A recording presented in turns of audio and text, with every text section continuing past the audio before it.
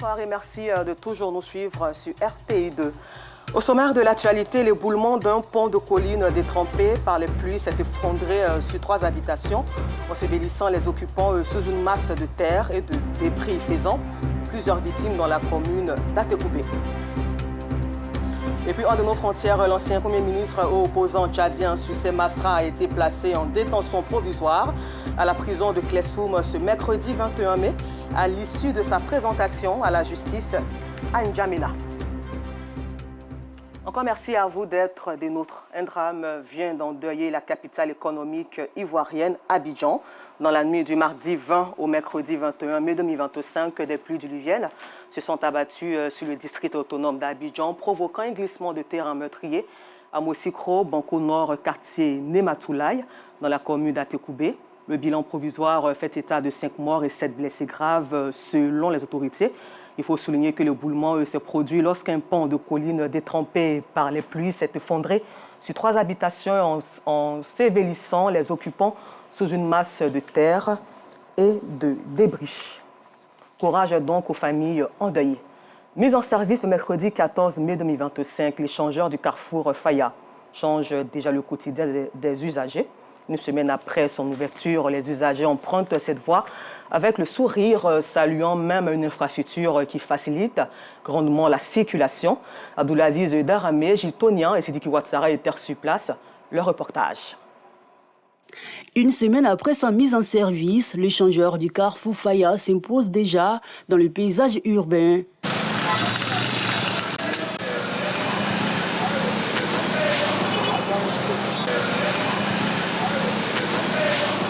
Le constat est clair, la circulation est fluide, sans la moindre trace d'embouteillage habituel. Un véritable soulagement pour les automobilistes. C'est magnifique. L'échangeur était propre. Quand c'est fini, on a senti ça. Si on remarque pour la droite fini, on souffre dans l'embouteillage ici. On remercie bon Dieu, je dis, ça va.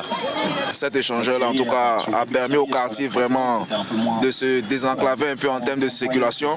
On est très souvent coincés. Le matin, c'est difficile déjà de venir au niveau du feu. Mais maintenant, dès qu'on arrive au feu, bon, peu importe l'heure, voilà, bon, on arrive facilement à sortir du quartier. Ivan Essiaka, apprenti de minicars, communément appelé Gbaka, salue cette initiative gouvernementale qui améliore significativement leur quotidien. Les gens sont propres. Actuellement, il y a l'embouteillage a cessé. Donc nous mettons le président qui fait pour nous. Puis le dit de point, vraiment, ça nous arrange beaucoup, ça nous arrange. Ça fait que là, on travaille sharp. Mais les automobilistes ne sont pas les seuls à bénéficier des retombées de cette nouvelle infrastructure. Piétons et riverains, eux aussi, y trouvent leur compte. Ça fait bientôt une semaine que l'échangeur est terminé. Et nous qui fréquentons la zone, sincèrement dit, c'est un plaisir pour nous de savoir que la circulation est très fluide. Ce matin même, je suis passé sur le pont. Il faut dire que les choses sont allégées et c'est vraiment très beau à voir, surtout qu'on n'a plus d'embouteillage au niveau des Faya. Nous, vraiment, nous sommes contents. Bon, dans le jour, en fait, il n'y a pas trop d'embouteillage. Les Gbaka passent tranquillement, nous aussi on est à pied, on passe tranquillement. L'ouvrage s'étend sur 190 mètres pour la structure principale, avec une rampe d'accès de 426 mètres. Il a une largeur de 22,20 mètres et une configuration moderne à 2 fois 3 voies qui permet une circulation rapide et fluide dans les 2 sens. À quelques mois des élections présidentielles en Côte d'Ivoire, l'ONG Way for Life, une organisation chrétienne à but non lucratif dont la mission est d'encourager les actions de paix, multiplie ses actions. Les membres de cette organisation ont présenté dans la commune de Cocody un livre blanc contenant des messages de paix et des comportements citoyens à tenir sur l'ensemble du territoire pour les élections apaisées. L'activité a donc vu la participation d'un représentant de la commission électorale indépendante est satisfait de l'initiative. Les détails dans ce commentaire d'Assit Andiara. Maintenir un climat de paix pour une élection sans violence, c'est la mission phare de l'ONG Way for Life. Ce jour, son livre pour la valorisation et la promotion des valeurs de paix, de solidarité et de vivre ensemble a été présenté au public en présence de plusieurs médias dans la commune de Cocody. Ce matin, nous sommes réunis ici pour dévoiler officiellement les visuels et on dit l'ensemble des supports de communication que l'ONG Way for Life a voulu mettre en place pour sillonner toutes les villes de la Côte d'Ivoire dans le cadre de cette campagne Ma Côte d'Ivoire, ma paix. Ce livret est destiné à toute la population en général. Dans ce livret, vous trouverez des conseils, des comportements à éviter pour que véritablement, au soir du 25 octobre, les élections se passent dans la quiétude. Cette initiative de paix a acquis l'adhésion de plus d'un, notamment le docteur Soumaïla Doumbia, représentant de la Commission électorale indépendante, CEI. Il livre sa satisfaction. Nous en sommes très heureux et nous prenons la mesure du message qui nous est adressé à l'intérieur de ce livre blanc. Parce qu'une élection, c'est tout un environnement. Et c'est aussi des acteurs. Et nous, notre devoir est de faire en sorte que les opérations électorales ne soient pas source de conflits. Ce qui nous unit est toujours plus fort que ce qui nous divise. La présentation de ce livre blanc est venue donner le ton des activités de l'ONG Way for Life sur toute l'étendue du territoire. Le rappel des quelques actions menées avec succès et des prières de paix pour un scrutin apaisé dans le pays étaient les autres faits marquants de cette rencontre. Et pour mieux s'organiser dans les prises de décision et pour une meilleure communication et la solidarité, la communauté mauritanienne vivant en Côte d'Ivoire compte élire son président national. Les candidats ont été présentés le week-end dernier à la communauté dans la commune de Makori en présence d'Assitan Diarra. Pour veiller à l'épanouissement et au bien-être de la communauté mauritanienne, mais également renforcer leur lien de fraternité avec le peuple ivoirien. Pour une meilleure cohabitation, les ressortissants de ce pays frère s'organisent pour choisir un président national. On a décidé d'avoir un président. C'est pour nous protéger nous-mêmes d'abord, pour aussi avoir un leader qui peut parler au nom des ressortissants mauritaniens en Côte d'Ivoire. Ici en Côte d'Ivoire, on n'a jamais eu un président fixe qui représente la Mauritanie ici. Et on a décidé de prendre exemple sur les autres pays qui ont des présidents de la diaspora. 3 candidats ont été présentés au public le week-end dernier dans la commune de Makori. La communauté a besoin de moi. Je me rends disponible pour la population et pour pouvoir quand même essayer de réunir autour d'un projet d'entente. On aimerait vraiment donner un coup de pouce à la communauté pour qu'elle soit à la hauteur, pour qu'elle vraiment on puisse l'aider dans beaucoup de ses besoins. Mais la communauté a besoin d'union. C'est très important d'avoir un seul président pour nos communautés mauritaniennes. Faciliter beaucoup de choses pour nos communautés. Souvent, il y aura des problèmes. Il faut qu'on trouve quelqu'un qui nous présente. Par ce geste, la communauté mauritanienne entend s'unir dans des prises de décision afin de promouvoir la solidarité, le vivre ensemble et l'harmonie.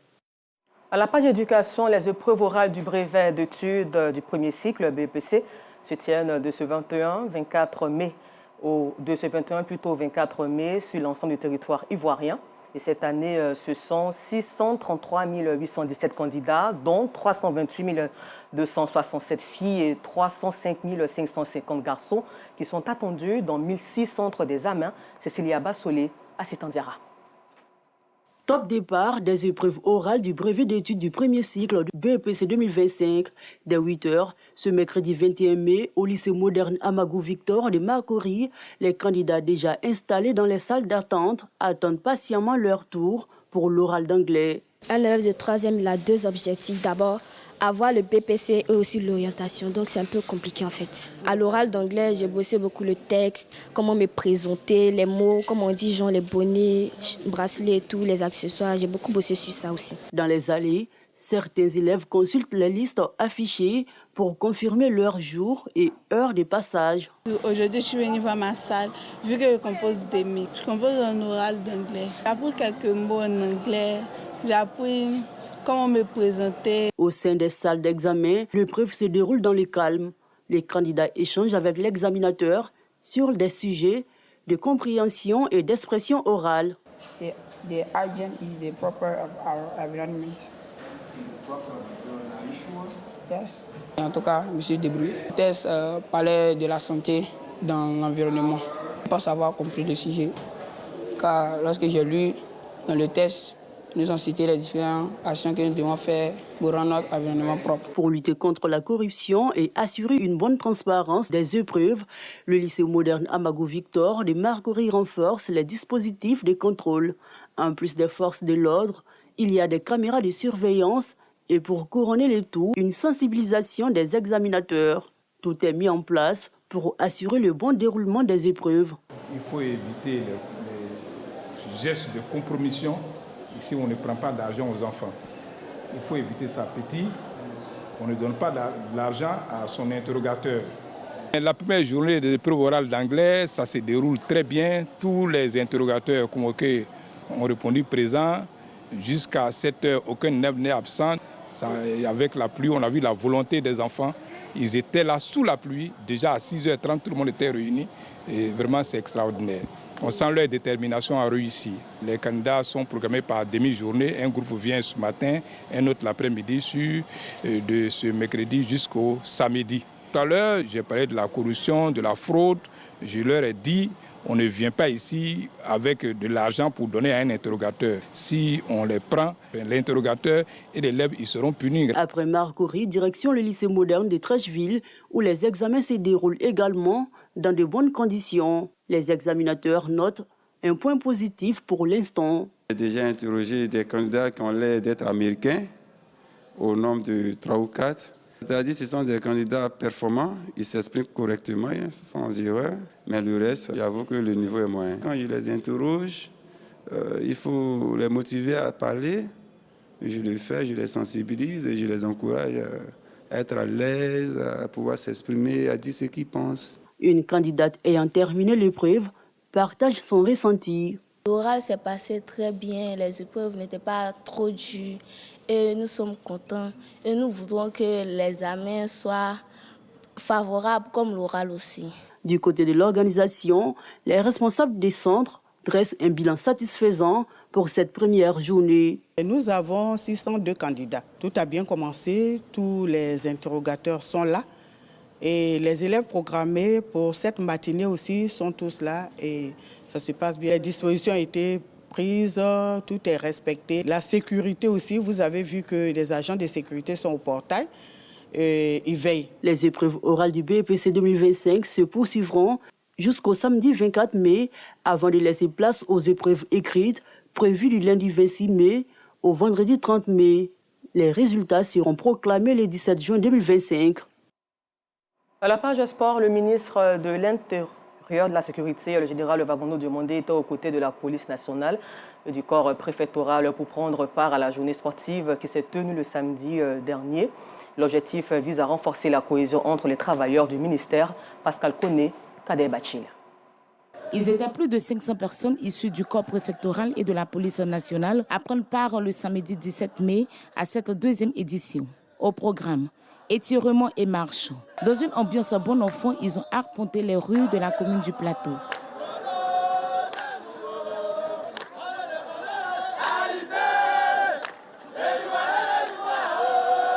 Cette journée sportive vise à consolider les liens fraternels entre tous les acteurs du ministère. Le sport, c'est facteur d'émulation, facteur de cohésion et justement facteur de bien-être.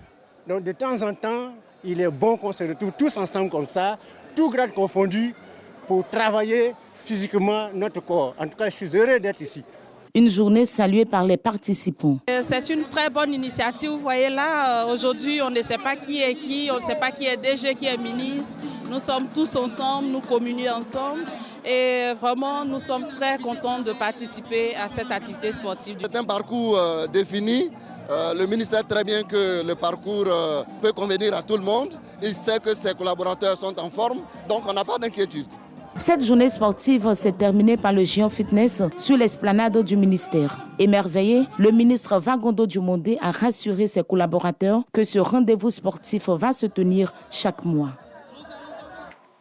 Et nous vous le disions en titre, l'ancien Premier ministre et opposant tchadien Suissé Masra a été placé en détention provisoire à la prison de Klessoum ce mercredi 21 mai à l'issue de sa présentation à la justice à N'Djamena sur des soupçons d'incitation à la haine.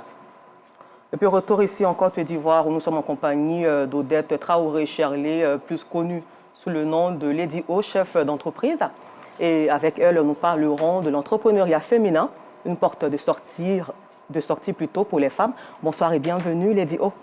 Bonsoir à tous, bonsoir, merci de me recevoir ce soir. C'est plutôt nous qui vous remercions. Alors, Lady O, pourquoi cette thématique de l'entrepreneuriat féminin? L'entrepreneuriat au féminin, parce que d'abord, je suis une femme, je suis dans l'entrepreneuriat, très intéressée dans l'entrepreneuriat, et j'ai quand même une expérience assez approfondie, que ce soit dans le domaine, comment on appelle ça, que ce soit dans le domaine de l'entreprise ou soit dans le domaine de l'entrepreneuriat. Voilà. Donc, voilà. OK. Alors, on sait que Lady O a vécu longtemps aux USA. 30 ans et elle a fait 21 ans dans l'aviation et 6 ans dans l'entrepreneuriat. Alors, est-ce que vous pensez que nous avons les mêmes chances de réussite? Je ne dirais pas que c'est une histoire de chance. Je pense que c'est une histoire d'environnement. Okay. Donc, quel que soit l'environnement où nous sommes, il faudrait juste avoir la capacité, la volonté. Donner la volonté, pas donner la volonté, mais que les femmes aient la volonté. Ça, c'est la première chose. Avoir la volonté. Voilà, avoir la volonté, qu'elles soient résilientes et bon, qu'elles aient les mêmes opportunités. Les mêmes opportunités. Alors, Madame Lady O, elle parle d'entrepreneuriat féminin qui est pour elle une porte de sortie pour les femmes. Alors, qu'est-ce que vous préconisez donc pour encourager cette façon de penser? Est-ce que Lady O prévoit des séminaires, des masterclass? Oui, bien sûr. Bon, comme vous l'avez dit, j'ai fait beaucoup d'années aux États-Unis, auxquelles j'ai acquis une solide expertise en gestion, en leadership et aussi en innovation managériale. Donc, avec mon entreprise ici à Abidjan, nous sommes en train de préparer, bien sûr, des séminaires, des masterclass pour les femmes entrepreneurs, pas seulement pour comment être entrepreneur, ce qui est important, mais surtout, la première chose, travailler le mental. Parce que ça, c'est ce qui bloque beaucoup de personnes. Voilà. Alors, pourquoi travailler le mental des femmes? Oui, parce que sans le mental, il n'y a rien. Donc, que vous soyez un entrepreneur, ce n'est pas facile d'être entrepreneur. Donc, vous pouvez échouer. Donc, il faut avoir le mental pour pouvoir recommencer. On tombe et on se relève. Mais quand on n'a pas le mental, une fois que ça a échoué, c'est fini. Alors, pendant l'entretien, on a aussi parlé de ces femmes au foyer qui n'arrivaient pas à s'en sortir. Lady O veut surtout mettre l'accent sur ces femmes-là même. Oui, parce que, bon, les femmes entrepreneurs, il y a beaucoup de freins. Il y a beaucoup de freins qui les retiennent, comme je dis, les challenges. Donc, il y a le manque de financement, il y a l'accès à l'information, l'accès limité à l'information. Il y a aussi la charge mentale liée aux responsabilités familiales. Parce que une femme, elle est entrepreneur, mais elle est toujours mère de famille, elle est toujours une épouse. Donc, elle a tous ces trucs-là à faire, toutes ces responsabilités. Et en plus, être entrepreneur, ce qui n'est pas du tout facile. Voilà. Et donc, il faut être forte. Voilà. Et c'est sur ça que Lady O veut vraiment travailler. Absolument. Pour amener les Ivoiriennes à l'entrepreneuriat. Alors, à cet effet, un an que vous faites la navette entre la Côte d'Ivoire et les États-Unis. Alors, Lady O, quels sont vos objectifs? Les objectifs, d'abord, ce que je voulais ajouter, c'est que les femmes, je tiens à ajouter ça parce que les femmes, elles ont un potentiel incroyable. Les femmes, elles sont résilientes, elles sont ambitieuses, elles sont battantes. Donc, quand tu lui donnes une mission, quand elle se donne une mission, elle accomplit cette mission-là. Cette mission. Donc, moi, je suis là pour aider. Et en plus de ça, c'est faciliter aussi les échanges. Surtout être un pont entre les États-Unis et la Côte d'Ivoire, l'Afrique, mais surtout la Côte d'Ivoire, parce que bon, c'est ici que je commence. Et puis aussi, servir de pont, comme j'ai dit, et renforcer les espaces socio-économiques. Vous avez même envoyé des partenaires. Effectivement, je viens d'arriver. Vous irez bientôt à Yamoussoukro? Oui, et en fait, la semaine passée, je suis arrivée avec une délégation américaine et on a rencontré des femmes à Yamoussoukro, des femmes avec leurs bébés et tout ça, et on est venu avec des dons. Et donc, c'est ce genre d'échange que je veux vraiment promouvoir en Côte d'Ivoire, parce qu'on est un bon pays. Alors, nous terminons pour savoir où rencontrer Lady O pour vraiment bénéficier de cette expérience. Oui, je suis sur Facebook. Vous pouvez trouver Odette Shirley sur Facebook ou alors Lady O tout simplement sur Facebook. Voilà. Merci encore à vous d'être passé sur notre plateau. plaisir. Alors, fidèles téléspectateurs de RTI2, nous étions en compagnie d'Odette Traoré-Cherlé, plus connue sous le nom de Lady O, chef d'entreprise. Et nous avons parlé de l'entrepreneuriat féminin, une porte de sortie pour les femmes. Vous pourrez donc revoir cet entretien avec 3h15, toujours sur RTI2. Merci et l'information revient demain à 12h30.